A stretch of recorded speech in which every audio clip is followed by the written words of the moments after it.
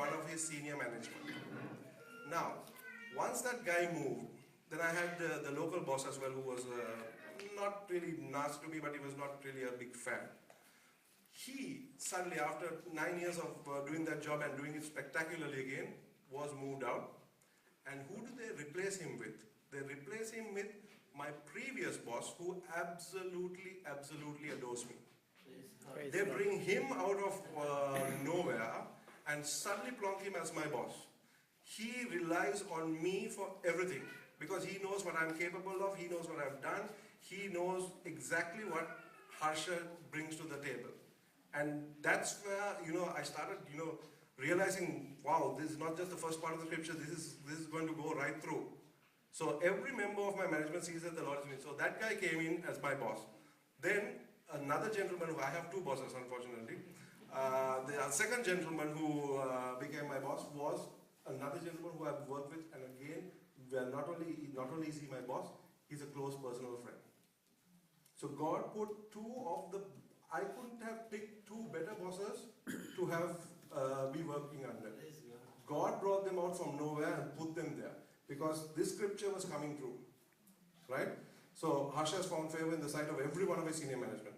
The management gives Harsha better compensation, promotions, huge bonuses, more staff, territory and product are put under his authority. Joseph got the house and the field and everything else, so I was talking about what I was getting.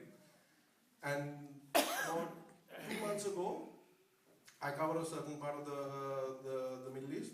I was given the North Africa region. With that came more staff. And that part of the scripture started coming through too. God started, everything was just moving into place as per the scripture. It is as if I had written the script. Amen. Yeah?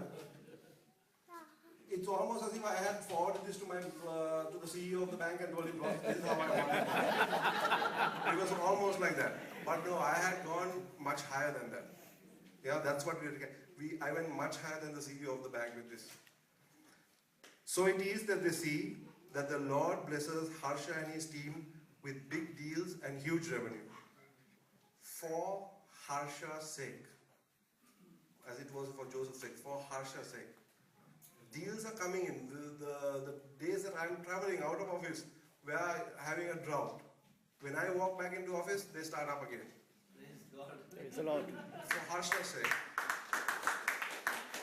And the blessings of the Lord are on the entire bank. One more thing about Standard Chartered, we are the only bank who has come out of the international bank that has come out of the financial crisis, who has been upgraded by all three rating agencies. Everybody else has been downgraded. We have been upgraded. The blessings of the Lord are on the entire bank. No. My credit card. No, my credit card. Sorry. Thus, the management leaves all matters of running the department in Harsha's hands, and they will only see revenue numbers climbing up steadily and steeply.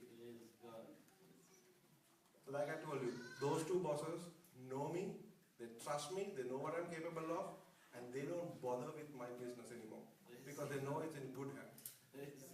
Yeah. And budgets are exceeded. Now, Harsha is handsome in form and appearance. That's what I've been confessing. And while the first thing happened within 3 to 4 weeks, the last thing that happened about 1.5 to 2 months ago. But this whole scripture has been coming true in my life. One small thing I want to share. One big thing I want to share. I told you about the boss that I was talking about. I told you I really hated the guy. I really had a problem with him. And that's the other important thing that I actually did. I had gone with my dear brother Jude here. We had gone to pray for somebody. And afterwards he was talking to me and he was talking about forgiveness. I can't remember what he was saying. I honestly can't remember. I remember forgiveness. My mind must have been on something else. I came home that evening. And so many times I had forgiven my bosses over and over again. It was like, a weekly thing. Weekly they would do something to me, weekly I would forgive them, but it would go on. That day, Jude was going on about forgiveness. I came back home and I was telling God, I can't forgive this man. How can I forgive this fellow? Unreasonably see what he has done to me. And that day, I remember Holy Spirit just reminded me. I had gone in Singapore. We had a cocktail party, and I had gone to his house, and I saw his daughter, who was a bit older than my daughter. I saw her running around that day, and I remembered this child. I thought, okay, he said not only forgive, he said forgive and bless them. How can I bless this fellow, right? But I remember this daughter. I thought, okay, I can bless her. That was easy. So that day, I spent 15 minutes just praying to God that this child, receives everything I would wish on my own child.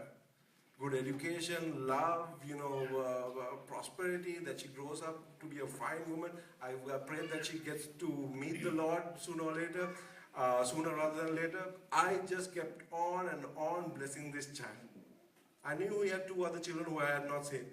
Once I had finished with her, I started blessing the other 2 children. And then it became easy because you're blessing a child. It's not difficult. So I started blessing these other children. And I did the same thing for all of the children. And then I blessed the mother. It was natural.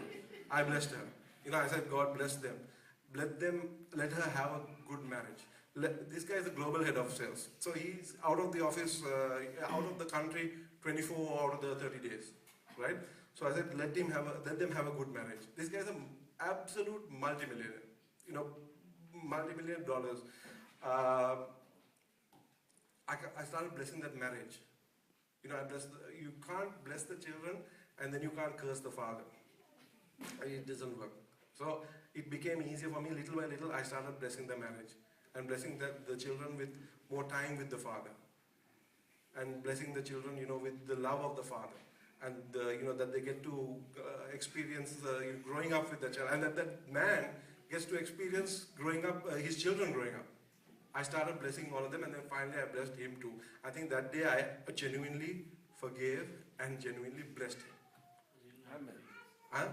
And yeah, and that day, a week from that day, that's when he got removed. And I think while you can confess the scriptures as much as you want, you also need to have a heart condition where you give up that any kind of hatred or anger that you have against. So I think that both those 2 things put together has completely, tremendously turned things around. And I'm just wishing that I had gone from Genesis 39 to 41 and 42 and whatever else. But yeah, 39, 2 to 6 has been amazing for me. If you all are in a similar situation, even if you are not, take it down. Start confessing it. Start making a picture of where you want it to be. And God will never let his word down. Amen.